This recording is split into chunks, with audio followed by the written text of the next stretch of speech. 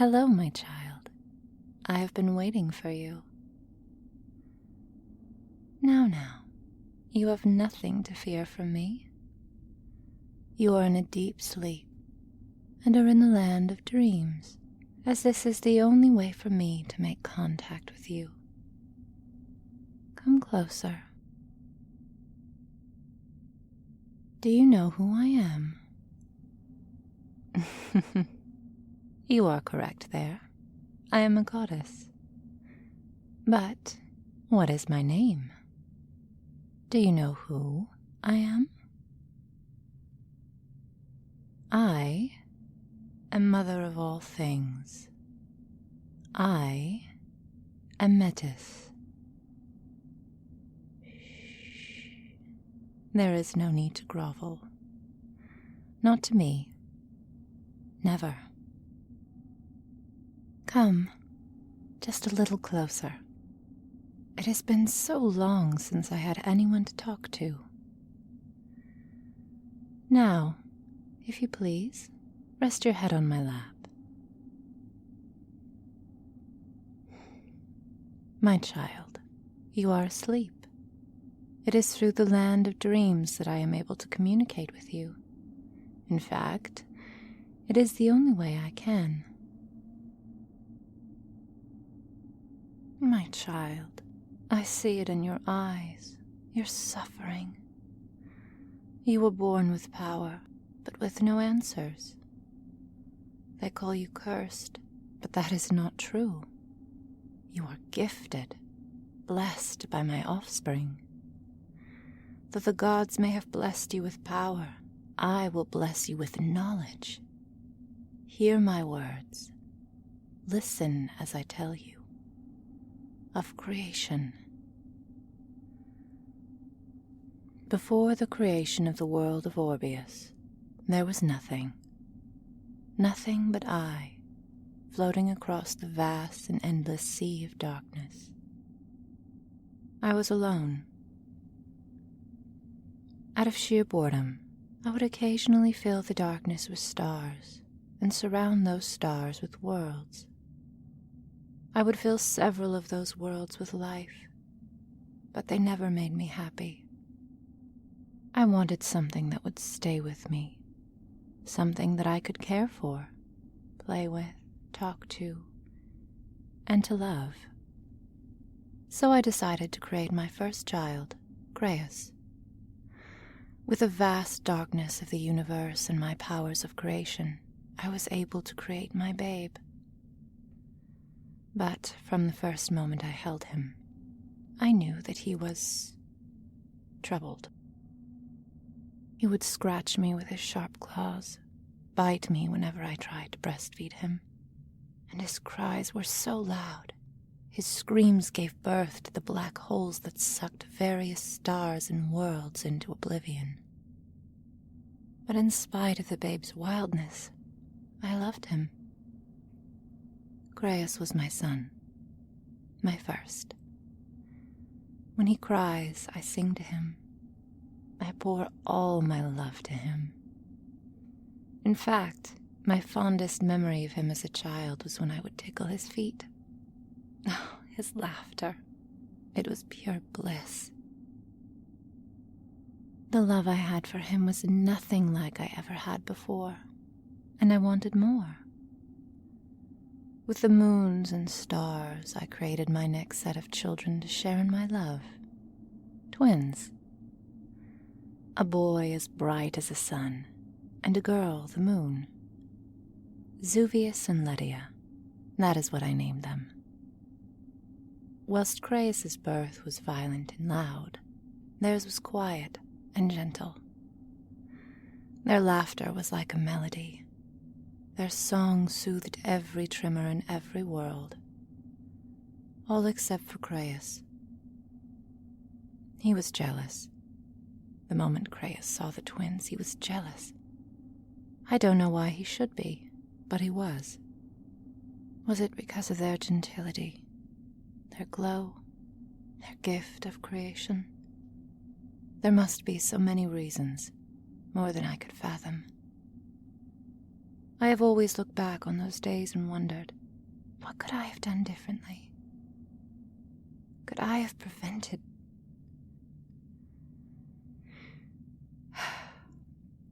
I've watched my little darlings grow, not just in size but in power. It was very clear that the twins were the most gifted, whilst Praeyus was the most dangerous. When they reached adulthood, they became masters of their crafts. Zuvius and Lydia created vast worlds more beautiful than anything I can create on my own. The life they fill them with gives off an aura of such splendor. But what the twins excel in, Praeyus perverts. Praeyus's worlds were dark, vile and deformed, filled to the brim with hideous, debauched creatures. The twins nurture their creations, but Praeyus torments. I would scold him for his ill creations and terrible behavior, but it did nothing but increase his hatred, not only towards his siblings, but towards me. I would try to offer him counsel, support him the best that any mother should, but his anger only grew. He would occasionally make violent outbursts and butt heads with his younger brother, and Lydia and I would try to soothe him. Lydia always tries to calm Zuvius first, which only makes Praeyus more upset. Whenever Praeyus sees the two embracing each other, his eyes burn. I may have been blind to many of Praeyus's reasons of anger, but I was not blind to the change of relationship between the twins. The love that Zuvius and Lydia share was like nothing I've ever seen. It was different. A love shared only between two people bound together. And Praeyus was jealous of it. As the eldest, I believe, he thinks he has a claim to everything. The stars, the worlds, the universe. And Lydia. It wasn't long until Zuvius and Lydia conceived their first child, a daughter, Promethea. Promethea's birth was silent. She didn't weep or scream. She just looked upon us with curiosity. Zuvius and Lydia were thrilled with the babe, and I shared in their joy. But not Praeyus. Praeyus looked upon the child with pure hatred. Hated the way the babe looked at him. Hated how she represented the union between Zuvius and Lydia. He couldn't stand the sight of her. One day, Praeyus took the child whilst we weren't looking. Took her and threw her across the great darkness. The act destroyed any sibling affection that the twins may still have had for him. Zuvius and Praeyus immediately commenced battle. The universe shook with their clashes. Lydia was too distraught over the loss of Promethea to stop the violence, and the destructive power of the battle overpowered my pleas. The conflict finally ended when Zuvius threw Praeyus upon a dying star. The impact and destruction of the star permanently scarred Praeyus. With Praeyus defeated, Zuvius and I demanded the return of Promethea. But Praeyus told us that babe could not be found, and she is lost forever. So he claimed. Our searches proved fruitless, and grief filled the stars. Praeyus fled to his dark corners and left us in our grief. The grief was long. Many years passed before Praeyus returned, begging us for forgiveness, though still keeping his distance from us, and Zuvius and Lydia birthed many more children. Sons, Antigonus, Alexandros, Gaius, Annapolis, and daughters, Vesta, Tithestia, Tira, and Aglaia. Promethea's absence was almost forgotten as our large family flew across the vastness of space. My life became far more pleasant than my time all alone, floating across the abyss. But my happiness didn't last as long as I would have liked. Remember when I birthed Praeyus and his cries created those black holes? It is from them that the Titans emerged. They were fair, with long and pointed ears, wielding powerful staffs. There were male Titans, Namut of the spring staff, and Sobus of the fall staff. And the females, the Titanesses, Amunsis of the summer staff, and Taiwanat of the winter staff. They and their acolytes emerged from the black hole with conquest in their eyes.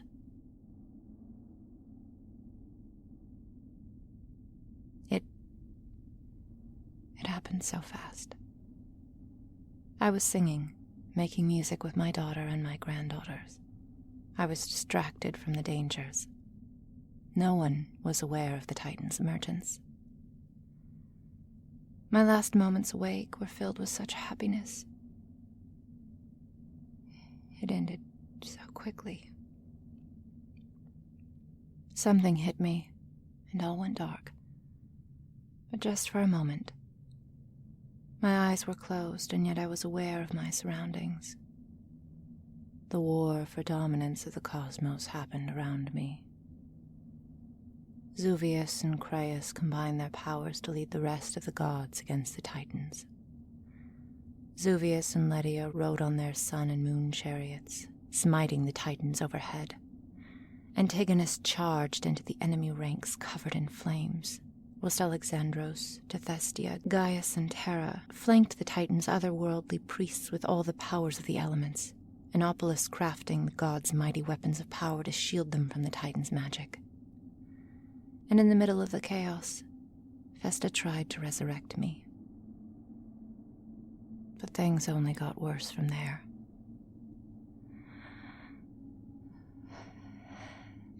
As the war raged on, Praeyus began plotting a coup. He would hide away in his dark nebulas, creating a massive force to help him bend the universe to his will. The war weakened the gods and the Titans, and we were completely unaware of what was coming. But before he put his plan into action, he sought Lydia's hand. During a respite, Praeyus approached Lydia. He declared his love for her and promised complete mastery over all living things. He promised her dominion over the gods and Titans, and command over legions. Lydia rejected him. She had never forgotten Promethea, never forgotten the pain and ruin he had brought upon our family.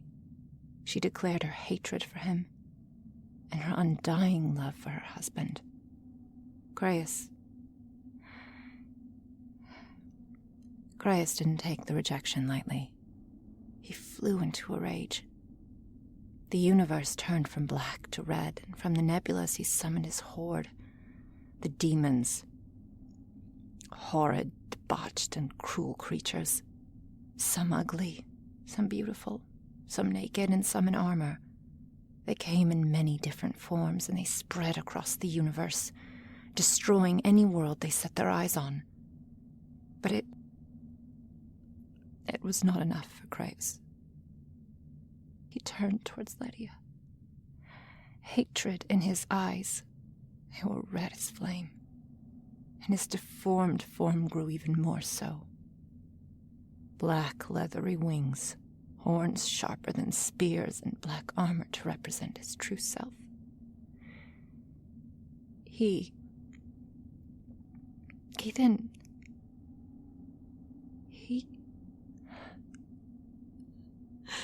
raped her.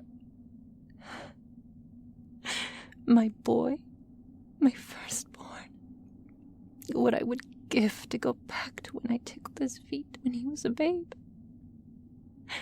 What made him into such a creature? Wasn't my love enough?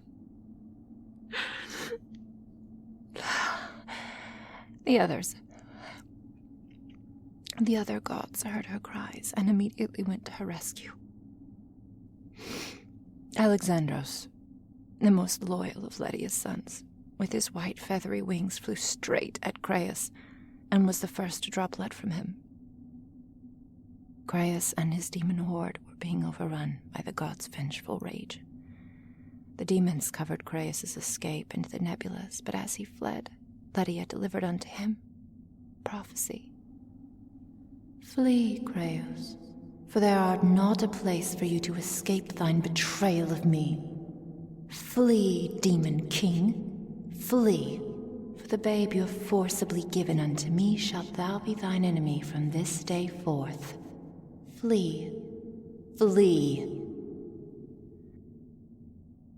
Even now those words haunt me. Prophecies are dangerous, and knowledge of them is forbidden. But once heard, it cannot be changed. Praeyus' fate is sealed. A question. Do I still love Praeyus? Yes. By my children and their children's children, I still do. It is not easy. I try so much to hate him. Oh, so much. But he was my first. My son. As much as I may want to, I can't forget that babe I once held many eons ago. Oh, where was I? Yes. Praeyus' retreat. The demons fled with him to the nebulas, never to be seen for many years, waiting for the right moment to return. As the conflict raged with the demons, the Titans saw an opportunity to strike at the gods, showering them with magical fire and meteors, forcing them into a corner. When all seemed lost to the gods, a bright light shone on the Titans and their acolytes. What happened then made me question my sanity, made me question if what I was seeing in this dreamlike state was nothing more than dream, or reality. In the distance, they saw a flock of creatures they'd never seen before. Griffin. And leading the charge, riding on a griffin herself, was the lost goddess, fully grown, Promethea. The Titans and their acolytes fled, and after so many years apart, Promethea and her long-lost family wept with joy and embraced each other. I cursed my imprisonment. I could not join them in the celebration. But it was short-lived, as everyone looked at their surroundings and saw the devastation the wars had brought. Many worlds were now lifeless and barren, debris from battles floating across space, forming asteroids. The universe was in ruin. Then Promethea, once again, came to our rescue. She told of her upbringing, of how she grew up on one of Praeyus' barren worlds. As a child, it was clear that she was intelligent and clever, and like her mother and father before her, she began to create life. She turned the barren world into a beautiful one. Trees, grass, water, a world to call home. The name of this world was Orbias. She told of how after Praeyus unleashed his legions upon the cosmos, including Orbias, she saw it the right time to muster her griffins and finally take the fight to her treacherous uncle and reunite with her beloved mother and father. Seeing as how Orbias is now the only world with life to sustain them, the gods traveled back there to make a final stand against the Titans and Praeyus' demonic legions. The gods followed her to their new home, and once there began a new world order. It was there where they built the mighty city of the gods upon the clouds, and began assigning each other responsibilities. Zuvius became known as the king of the gods and god of the sun. Lydia, his queen and goddess of the moon. Promethea, the goddess of wisdom, reason, war, and honorable combat. Vesta, the goddess of the hearth, home, family, and medicine. Antigonus, the god of war, fire, valor, bloodshed, and mayhem. Alexandros, the god of the heavens, air, honor, loyalty, music, and heroes. To Thestia, the goddess of the seas and oceans, water, storms, and monsters. Gaius, the god of earth, nature, earthquakes, hunting, and king of the wild. Terra, the goddess of the harvest, hunting, fertility, animals, and queen of the wild. Opolis, the god of the forge and the arts, crafts, gifts, and riches. Aglaia, the goddess of love, beauty, sexuality, compassion, mercy, and peace. And finally, the son of Lydia and Praeyus, was born within the city's walls. The world knows him as Persephocles, the god of death, prophecy, grief, the undead, ice, and the king of the underworld.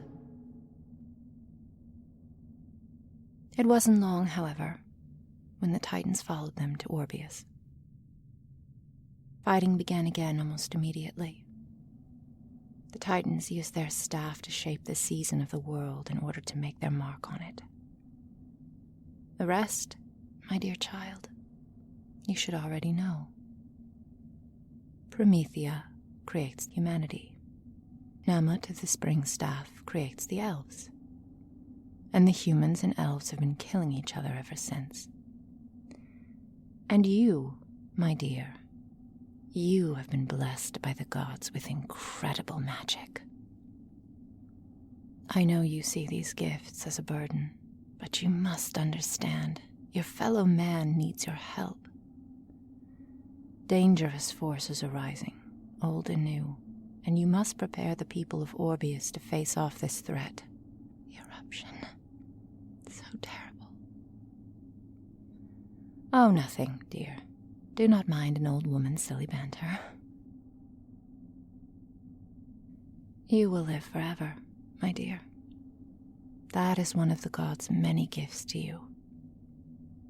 You will see history happen before you, and you will never join your loved ones in Persephocles' halls. I know the thought is very uncomforting, but it will pass. I promise.